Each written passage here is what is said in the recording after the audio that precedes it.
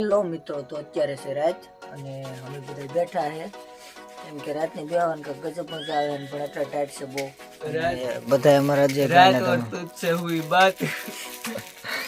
और क्या हाल है हमारा बढ़िया बड़ा भाई है ये संजू भाई ना शांति જેવું છે ને માવો સોરે એમને આમ તો માવો સોરે છે બ્લડ કેવું લાગે એ કોમેન્ટ કરી દો સર मावो नहीं भाई बावो થઈ ગયો હું ને આવડા બેટા ઈ બાવા છે દાઢી ની કમી છે દાઢી ની અક્ષરા મને જાય ઈ ની કમી છે બાકી માં તો પૂરું અક્ષરા બે એટલે બાવા તો આમ છે ગઈ છે અત્યારે તો બધે હેવાણી અમારે તો બાવાની વેદના કોણ સમજે યાર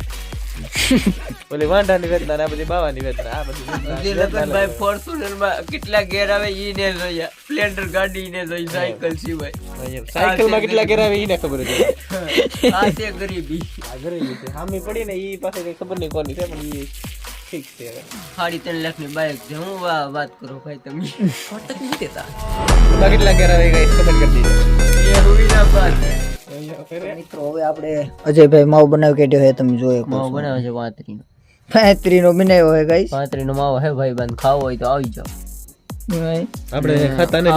તો 3 જણા હે 5-5 રૂપિયા ફેરવીને માવો બનાવ્યો છે પાંત્રીનો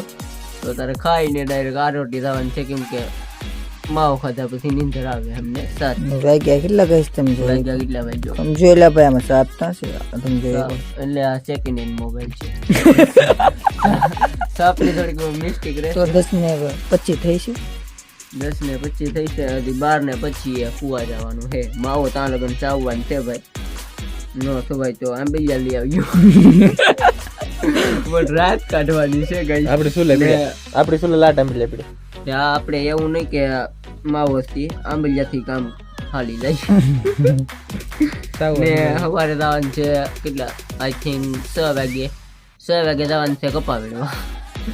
એવી છે એવી વાત રેડી કપા વીણીને બસ 500-550 રૂપિયા મળી જાય એટલે બસ આ છે જિંદગી બીજું કાંઈ જ નથી બસ આવી છે જિંદગી તમારે એકવાર કોમેન્ટ કરવાની છે કે કેવી તમારી લાઈફ છે શું તમારી માટે એન્જોયની વાત છે તો મળીએ આપણે નવા બ્લોગમાં તબ તક કે લીએ બાય બાય ગાઈસ